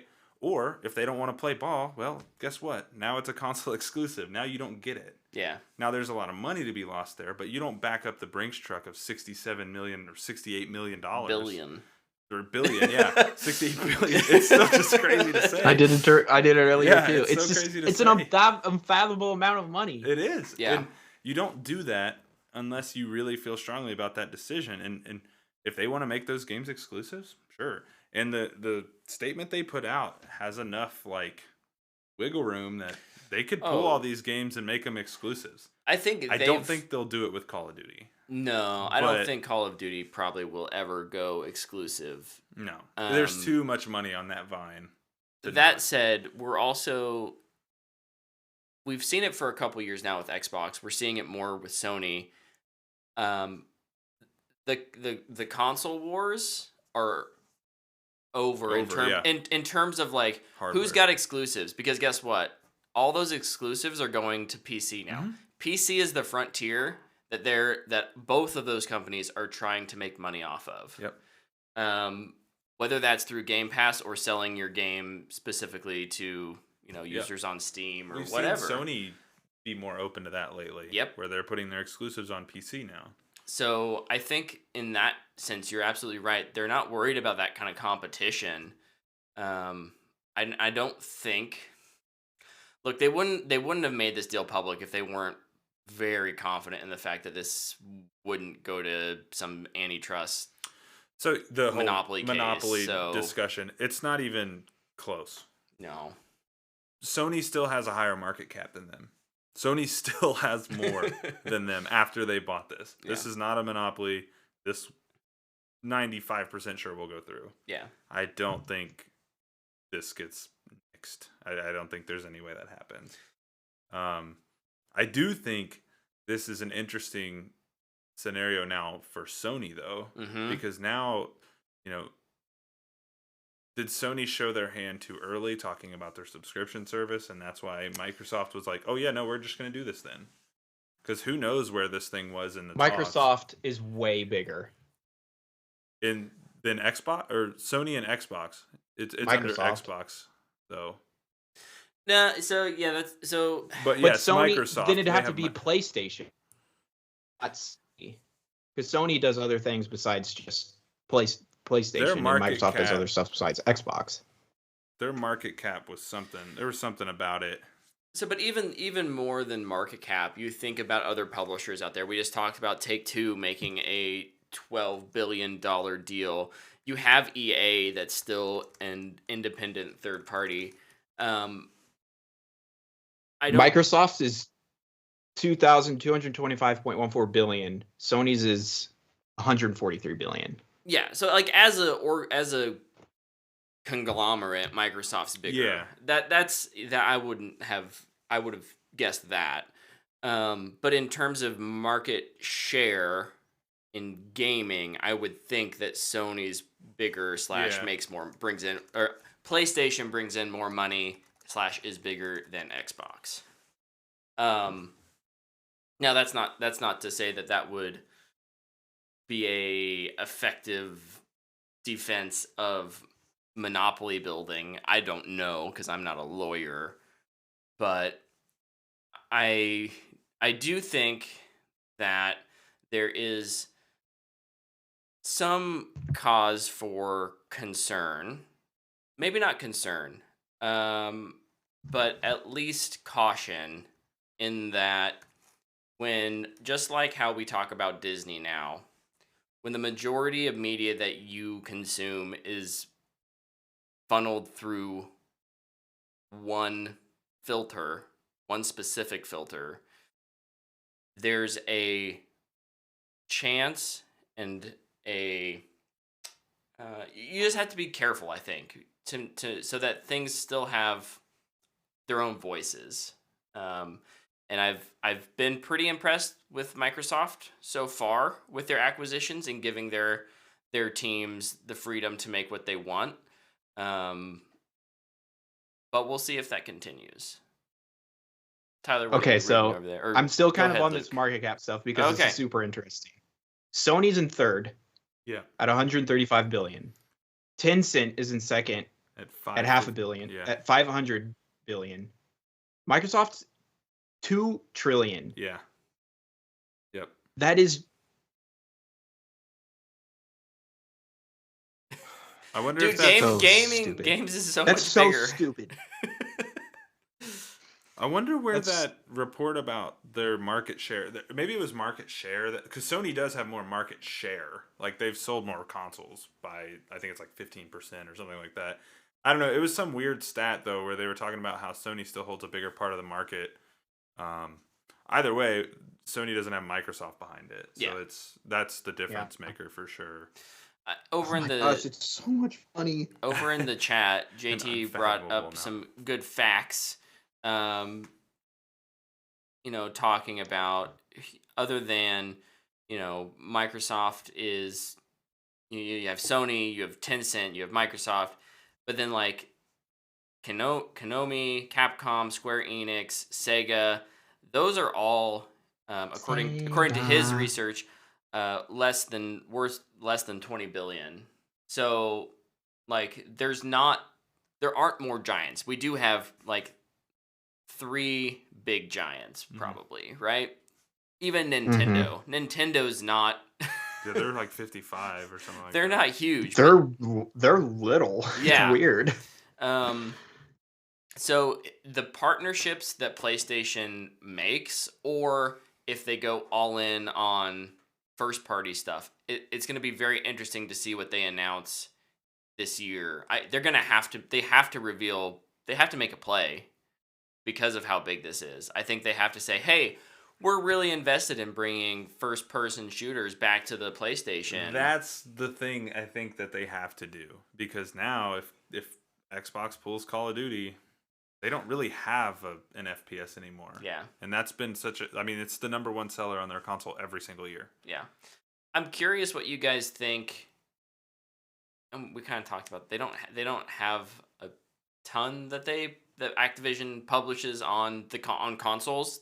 Blizzard has way more that goes out, but like what of their IPs do we think may go exclusive? Tenchu. I'm not familiar with that one. It's a ninja game. Okay. It's like a stealth ninja game. Tenchu Z. It's pretty cool. Guitar Hero. Ooh, bringing back Guitar Hero. Yeah, I could see Guitar Hero coming back. I think any of those brands that they resurrect, there's a good chance those are exclusive. Yeah. Whatever all the Call of Duty Hey, and studios can that they get paired off- convince people to buy a guitar again though? I don't know. I That's don't the know. hard part. That's the hard part. But man, Could- what I could they- love could It's you use so my phone? gaming is so expensive now. Yeah. And can you go, hey, buy this $60-$70 game, plus maybe this- if you don't have Xbox Game Pass. I know that's what And they'll, also that's what buy they'll this do. That's what they'll do. $150 They'll controller. say, "Hey, here, sign up for Game Pass. You'll 3 months for $3. All you have to do is buy your guitar." Yeah. That's what they'll do. Or and they'll probably, I think all of those accessories are backwards compatible. If you still got yours, guess what? You're in luck. I just would really Well, like a good Guitar Hero game again, because I do love Guitar Hero. We lost Luke. I He's still got his guitar, I'm betting. Oh, he's going to go get it. I'm wondering if Oh yeah, Crash Bandicoot, which was a Sony mascot. back in the Spyro. day. I played Crash Bandicoot on my PS2. Tony Hawk. it's for the Wii. Nice. I don't think that one will be compatible with the Xbox. They get vicarious Gosh, visions, dang don't it. they? Yes. Wow. Yep. Wowzers. I think the one that would go exclusive and it won't is Overwatch 2. That's what I was thinking. I think they do reveal one of their big hitters as an exclusive. I don't think it's COD because I think COD brings in too much money. I think it's Overwatch. Hot take, I think Overwatch 2 gets canceled. They go Overwatch free to play, completely revamp and add all the stuff they made for Overwatch 2 into the free to play version of Overwatch, and then they bring World of Warcraft to console. And then they integrate NFTs. Yes. Gross. But yes. No, I think yeah, World and of I will Warcraft play coming none to of them. console. I wonder if they could do that. I feel like they. I'd play World of Warcraft if they bring it to console. Oh, For sure. I man. would check it out. Microsoft hasn't had great success with those kind of games on their when they've owned studios that are making them. I mean, they have ZeniMax now. Let's see what ESO turns into. yeah. ESO is great. Yeah, it's a good game. Nick over in the chat will 100% buy the biggest box of guitars and drums that they offer when Rock Band comes to Xbox. He'll set up the full band. I love ready it. to rock. But yeah, I don't play any of their big games. I played Overwatch for 10 minutes and I was like, nope. See, I'm just not a fan of Call of Duty anymore, and all the other like more PC oriented games I've just never even had interest in. Yeah. I've fallen off the Call of Duty wagon. But if it loses its annual release and gets a little more time in the oven, could I be persuaded to come back? Absolutely. Yeah, I would absolutely be interested in what they do. And what I think would be interesting is if the multiplayer part of Call of Duty stays on PlayStation. But what if their campaigns that nobody plays are only on Xbox? There's a lot of weird things they could do. They could. Yeah, I wouldn't. Yeah. I mean, they made Halo's multiplayer free. What if Warzone just turns into the multiplayer hub of Call of Duty and Call of Duty's no longer a annual multiplayer release, it's just campaigns? Man, It's what just, if you there's do a so thing? many weird possibilities. What if I don't you- think they'll do that, but there's so many weird things they could do with this. Yeah, I mean, and part of that is listening to the community and Yeah. figuring out what they What want, people want, yeah. what people want to, and that's been hard to do, I think, for Call of Duty because they're on a hey, we're always looking 3 years ahead because we always have a studio working on something in the oven, and so even if you find something that works, at release, you have less than 12 months to try and implement it into a whole different engine for a different game. Oh yeah, go ahead. What if they just bring over all the Warzone people and bring them to 343 and they're like, make a battle royale for Halo? No, thank you. They'll get How sad would you be? Very sad. Brett Yeah, would be very sad. I don't want. I don't that need at that. I mean, I would be fine with a Halo battle royale at some point in the future. I don't want Call of. I mean, Not that I play Halo, but I'm so tired of battle royales. I'm so tired of hearing about them. I think it could work with Halo, but I think I mean, outside of like bringing someone over who just knows how to work on systems, like you have to have people who understand Halo build the game. So, Dude, JT's point is crazy too. yeah, JT over in the chat says, think about this. They have the best FPS studios Outside of Bungie. outside of Bungie. They have id, they have 343, Infinity Ward, Treyarch. What can they do if they share that tech, share that experience? A lot of smart people in those There's rooms. a lot of smart people. I think when it comes to things like shared tech, EA learned the hard way that you shouldn't just force an engine Frostbite down all of your developers' throats. Yes. But that said, you're absolutely right. When it comes to things like how does Call of Duty make a battle royale that makes money or is, really well received? Maybe not. I don't follow that, so don't quote me on that. That's the actual case. But like, they can share that in a way that they couldn't before without just hiring someone away from Activision. So, There's also this, and this obviously will be under the microscope forever with Activision and Blizzard. But just everything going on with like their management is horrible. yes. It's disgusting.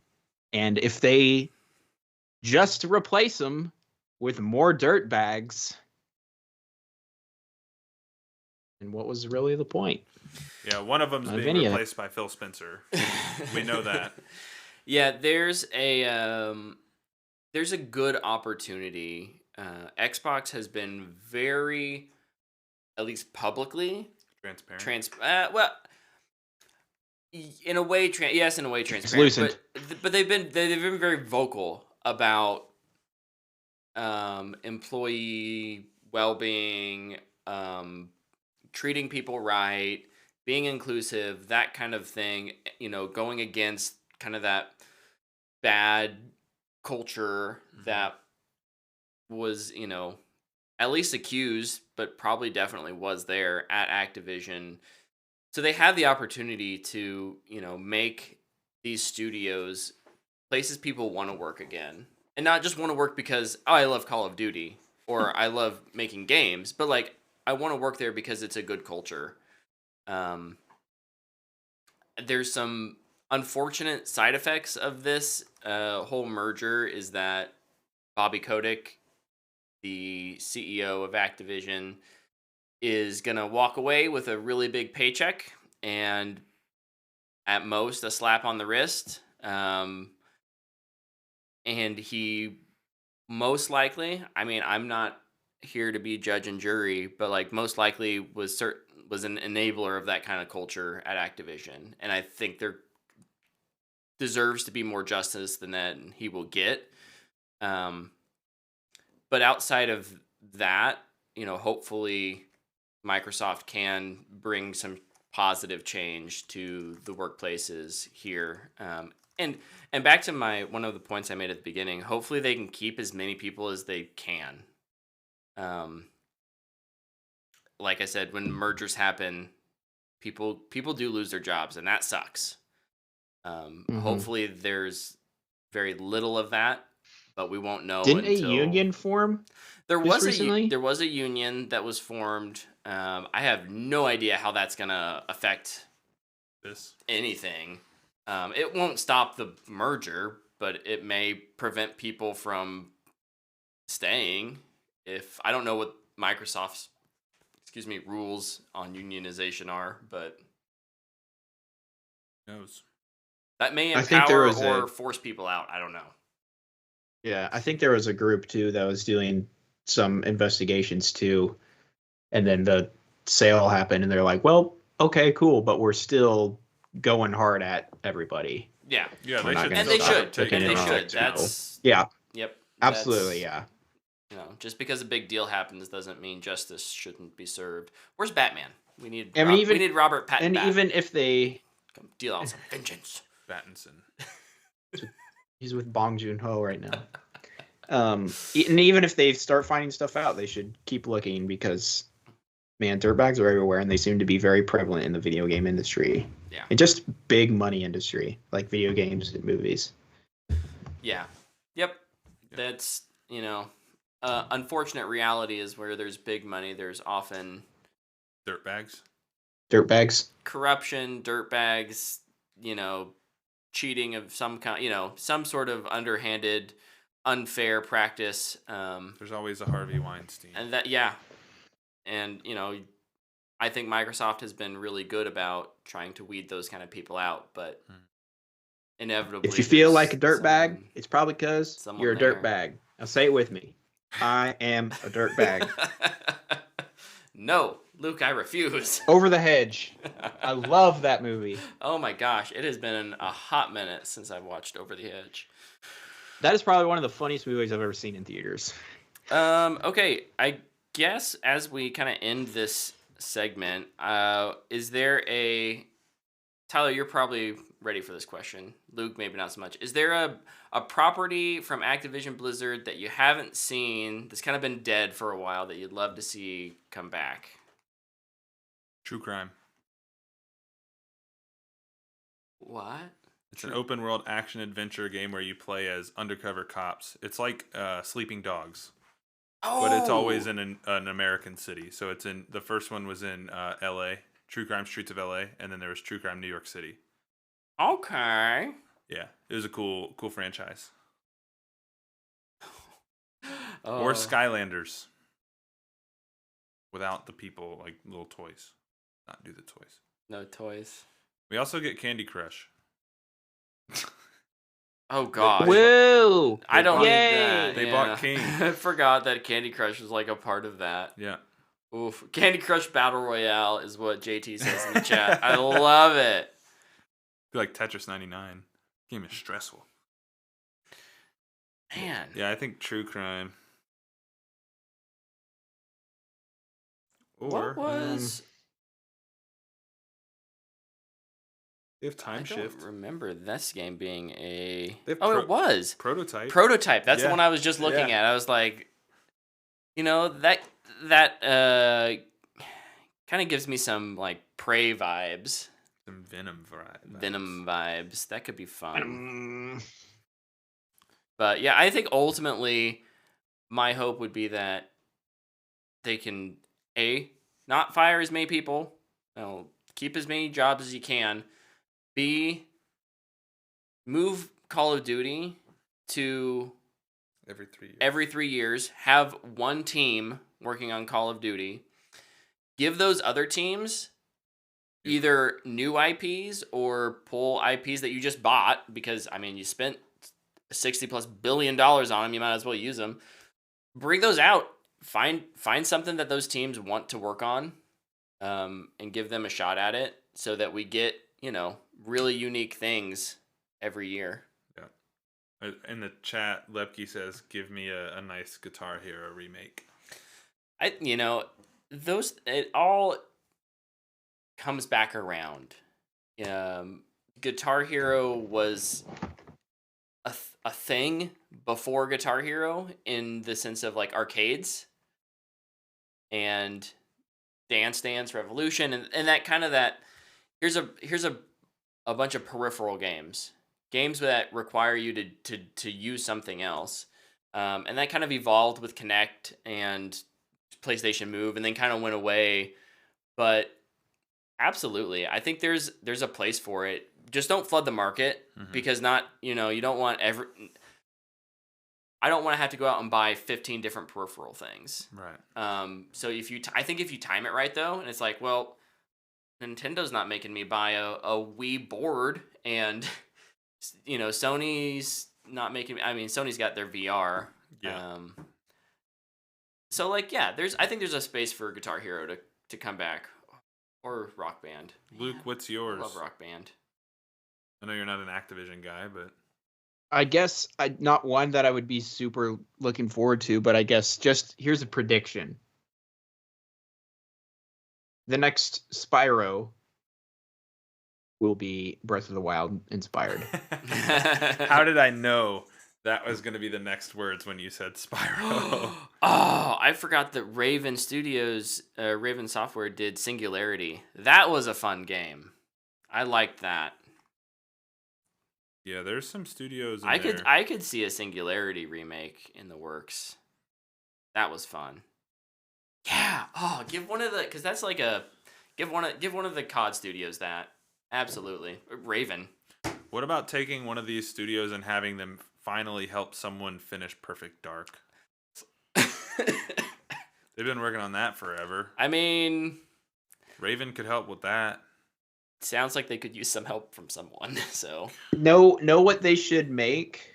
Oh, Tony Hawk's Pro Skater. Yes, Tony Hawk's Underground. Give me more of those games. I love those games. But no, here's what I want him to make. Make something new. Yeah. Make something new. I think ultimately they will. Yep. I think freeing up those Call of Duty teams will lead to that.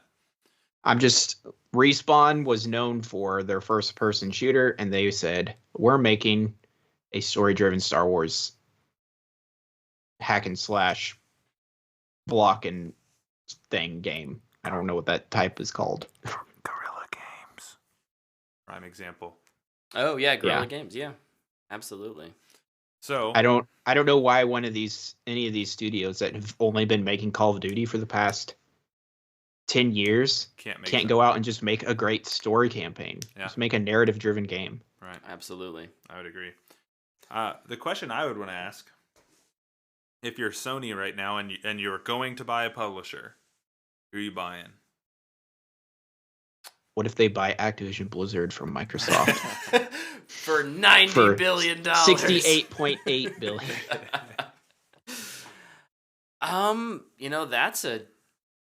That's a good question. I have the one I think would do well for them, and I have the one that I think is more likely in my mind. I think it wouldn't surprise me if they tried to buy EA. EA's had a lot of trouble. Yeah. And, I could see it. They've had CEO after CEO. Battlefield's in a weird place. They need a shooter. I could see EA happening. The one that I think most likely will happen and makes a lot of sense is Square Enix. Because they already do so much with them anyways. Yeah. Yeah, I think Square Enix makes a lot of sense. Yep. It doesn't fill their who's a developer who has really tight FPS. EA's their only shot at that. Yeah, you're right. But I think maybe they... EA, you get DICE and you get Respawn. And then you give yourself a shot at getting FPS back on your console. I wonder if they buy one of those, like, obscure, smaller developers who have been poaching, like, Bungie devs for years. There's a couple. There's a Disrespect Studio. There's a couple. There's a couple. What is it? What's the one out in Seattle? And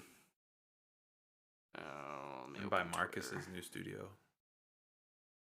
Let's see, under EA.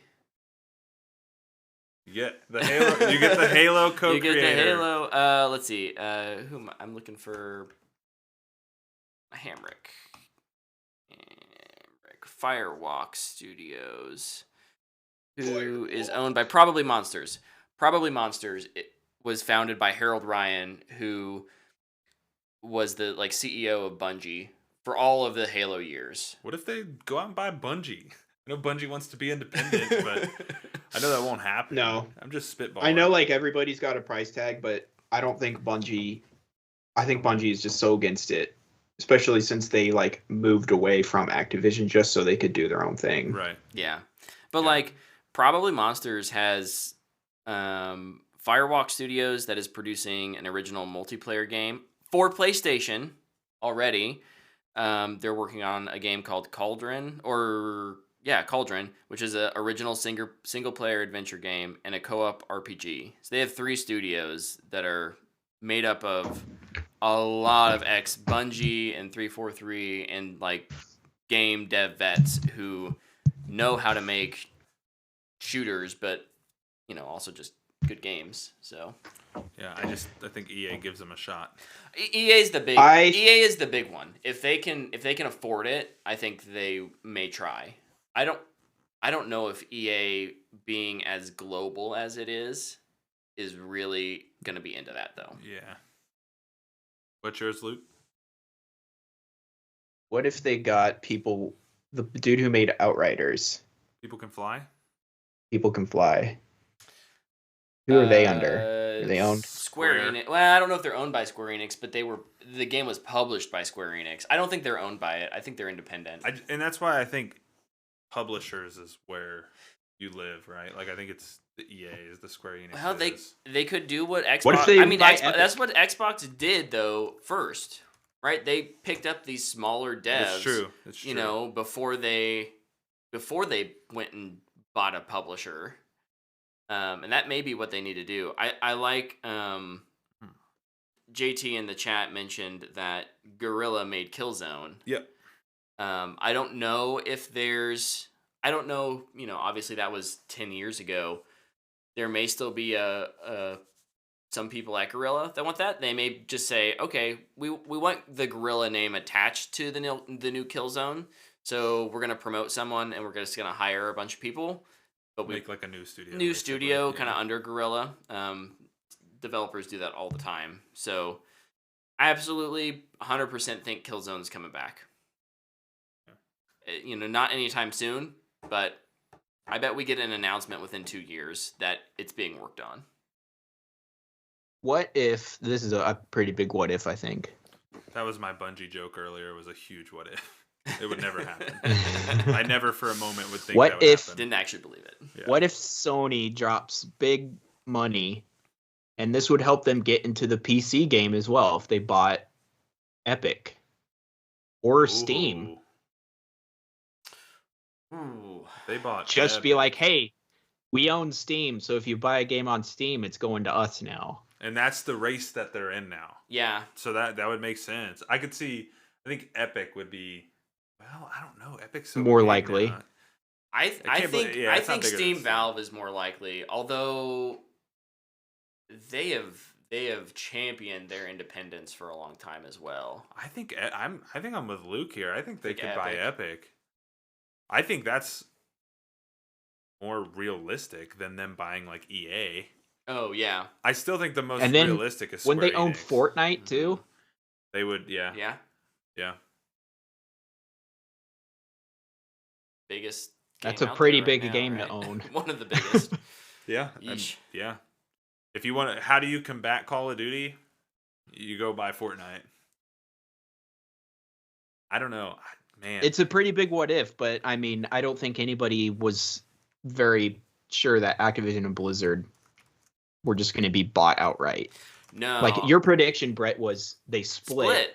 and sell off never stuff. in my dreams did I think that they could just be bought as one whole thing and it would just not.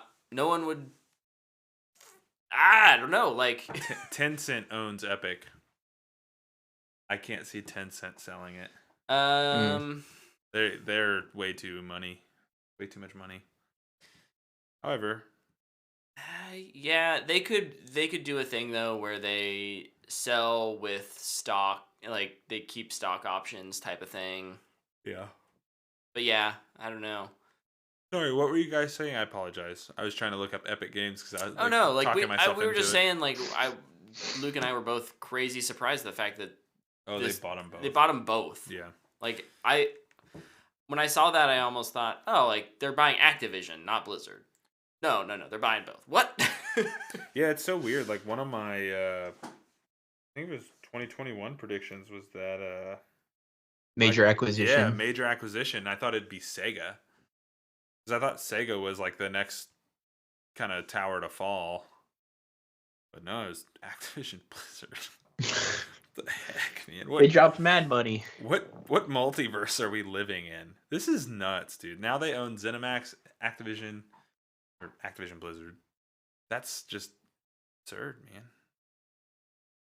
Absurd. I don't know. Crazy times we're living in. You know what's the nice thing is though? I like both. I like to play games on both. How's Yeah. that PlayStation? It's great, man. Sitting in California, just waiting to ship to me. You're gonna get it one day. Yeah, eventually. It's gonna happen. I'm gonna get it Thursday when I can't even touch it Yeah. because I'll be at work all day. But Patience makes the heart grow fonder. yeah, it'll be nice to decompress from all this crap at work with the PlayStation, though. It'd be pretty cool. Yeah, you're gonna have a real, busy end of the week, and then And then I get to go new home and- toy. Yeah, it'll be cool. Make sure you like And open then I it can up. break as soon my as controller but playing make sure Returnal. you open it up. Make sure you get all the system updates and stuff downloaded while you're at work, and I'll get Dana to do it. there you go. It's convenient. I'll come back and my Dude, PlayStation just- won't work. Just bring it over here. No. I'm working from home. I'll set it up for you. Sony's He's known- not gonna play it. I was gonna say Sony's I'm known not gonna for play it, single player obviously. games. He would never play them. I'm gonna just download Fortnite and play it. It's the guy from Fortnite. Oh my gosh. Well, wow. We're at 2 hours. Yeah, we gotta stop that. No fanbox questions this week, but if you have a thought on the Xbox Activision buyout, feel free to send us an email or hit us up on social media. Always curious to what other people think. Real quick, I want to plug this week, Wednesday night at 9 p.m. Central Time, myself, I will be co-streaming some Halo Infinite Ranked with our college friend Josh Paulus. I'll send out some. He's a Twitch streamer as well. I'll send out some details on social media about that. Very excited. You better drop the bags this time, Brett. Don't disappoint me again. I just, If you get a dub, you drop the nuts. You do it. It's Halo, baby. make it, Luke. Let's give me a real challenge. What do I have to do? Like something. It has to be special. Like it has to be not something I do every like a killing frenzy or something like that. I It's 10. want you to Spider-Man up and steal a Banshee. Jump out, Spider-Man away. The Banshee crashes into another guy and kills them, and then you have the skewer and you go thunk and you get another guy, and then Okay. you start bagging. If that happens, if that scenario happens, I'll bag. Or you can just get a W, go over to somebody's body and just Oh, That but that's works gonna be too. fun. Tune back in right here on Twitch, twitch.tv/whatthefanboy for that Wednesday night. It's gonna be a ton of fun. I want you to get toxic, Brett. Toxic. If here's the deal, Luke. If I get to Onyx, I'll do it. I'm at Diamond 5, so I'm close. It's doable. It's doable. Wait. But yeah, that's gonna be it for this episode of the What the Fanboy podcast and live show. Thank you for watching on Twitch. Man, good comments tonight. I love seeing the chat blow up. Appreciate you guys watching. If you're listening, hit us up with your thoughts on anything that we talked about tonight. Whether if you watched some of those shows. Are you liking Boba Fett? If you like Boba Fett, let us know why. Because we don't get it, but we're fine with you liking it. And until next week, that's it for us. We'll see you guys. Deuces. Bye.